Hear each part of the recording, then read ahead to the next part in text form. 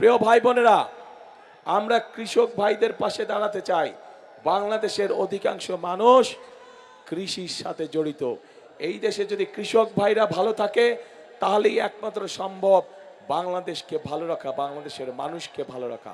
কৃষক ভাইরা সারাদিন হাড় ভাঙা পরিশ্রম করে এবং তাদের পরিশ্রমের ফলেই সারা বাংলাদেশের মানুষ দুবেলা তিনবেলা ভাত খেয়ে বেঁচে থাকে।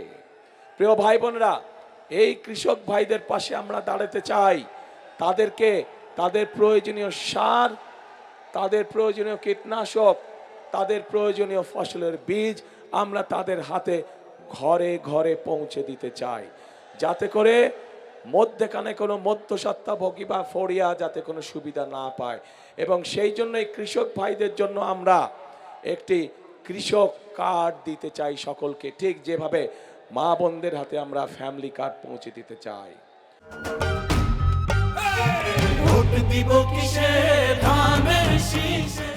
প্রিয় ভাই বোনেরা, তরুণ সমাজের সদস্য যুবকদের কর্মসংস্থানের কথা আমি আপনাদের সামনে বলেছি।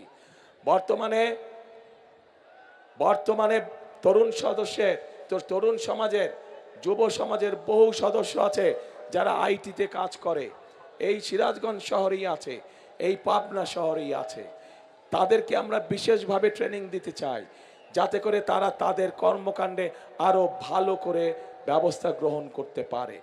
একইভাবে এই এলাকার বহু মানুষ বিদেশে যায়, কিন্তু বিদেশে যখন যায় তখন তাদের কোনো ট্রেনিং থাকে না। আমরা চাই সিরাজগঞ্জ এবং পাবনায় আমরা ট্রেনিং সেন্টার, ভোকেশনাল ইনস্টিটিউট তৈরি করব, যার ফলে আমরা আমাদের বেকার ভাইদেরকে সেখানে আমরা ট্রেনিং দিব। ট্রেনিং দিয়ে আমরা বিদেশে পাঠাতে চাই, যাতে করে তারা বিদেশে গেলে ভালো বেতনে কর্মসংস্থানের ব্যবস্থা করতে পারে। প্রিয় ভাই বোনেরা, বাংলাদেশে যেমন ডাক্তার দরকার, বাংলাদেশে যেমন ইঞ্জিনিয়ার দরকার, বাংলাদেশে যেমন আর্কিটেক্ট দরকার, ঠিক আমাদের ছেলে মেয়েদের মধ্যে থেকে আমরা ক্রীড়াবিদও তৈরি করতে চাই। এবং সেই জন্যই যেই ছেলে বা যেই মেয়ে যেই খেলায় ভালো, তাদেরকে আমরা খুঁজে খুঁজে বের করে আনতে চাই এবং বের করে নিয়ে এসে তাকে আমরা সেই খেলায় ট্রেনিং দিতে চাই যেই খেলায় সে ভালো, যাতে করে সে শুধু আন্তর্জাতিক নয়, শুধু জাতীয় পর্যায়ে নয়, আন্তর্জাতিক পর্যায়ে যাতে তারা দেশের জন্য সুনাম বয়ে নিয়ে আসতে পারে। প্রিয় ভাই বোনেরা, আমরা আরেকটি কাজ করতে চাই। বাংলাদেশের একটি শ্রেণীর মানুষ আছেন, যেই শ্রেণীর মানুষ আমাদের জন্ম থেকে মৃত্যু পর্যন্ত আমাদের সাথে সম্পৃক্ত থাকেন। বিভিন্ন সময় জীবনে চলার বাঁকে, বিভিন্ন কষ্টের সময়, বিভিন্ন দুঃখের সময় তারা আমাদেরকে মূল্যবান উপদেশ দেন। কিন্তু এই মানুষগুলোর অনেকেই অনেক কষ্টে থাকেন, অনেক কষ্টে দিনাপাত করতে হয়। এই মানুষগুলো কারা? এই মানুষগুলো হচ্ছে আমাদের বিভিন্ন মসজিদ মাদ্রাসা সহ, মসজিদ মাদ্রাসার খতিব, ইমাম সাহেব সহ মুয়াজ্জিম সাহেবরা। শুধু তাই নয়, অন্য ধর্মেরও যারা ধর্মগুরু আছেন তারা এর মধ্যে পড়ে।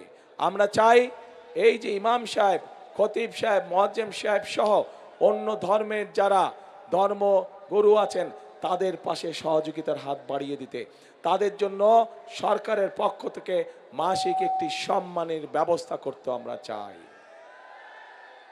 এখন প্রিয় ভাই বোনেরা, আপনাদের সামনে আমি ধানের শীষ 12 তারিখে, আপনারা ধানের শীষকে বিজয় করলে 13 তারিখ থেকে ধানের শীষ এই কাজগুলো শুরু করবে ইনশাল্লাহ, যেই কাজগুলোর কথা আপনাদেরকে বলেছি। এর বাইরে তো দুই জেলার, সিরাজগঞ্জ এবং পাবনা জেলার ভেতরে রাস্তাঘাটগুলো নষ্ট হয়ে গিয়েছে, স্কুল কলেজগুলো নষ্ট হয়ে গিয়েছে, ঠিকভাবে শিক্ষক নাই, উপজেলা হাসপাতালগুলো ঠিকভাবে ডাক্তার, ওষুধ, নার্স নাই। সেগুলোর কাজে ইনশাল্লাহ আমরা হাত দিব। কিন্তু এই কাজগুলো করতে হলে, এগুলো তো হচ্ছে বিএনপির পরিকল্পনা, বিএনপি এই কাজগুলো বাস্তবায়ন করবে।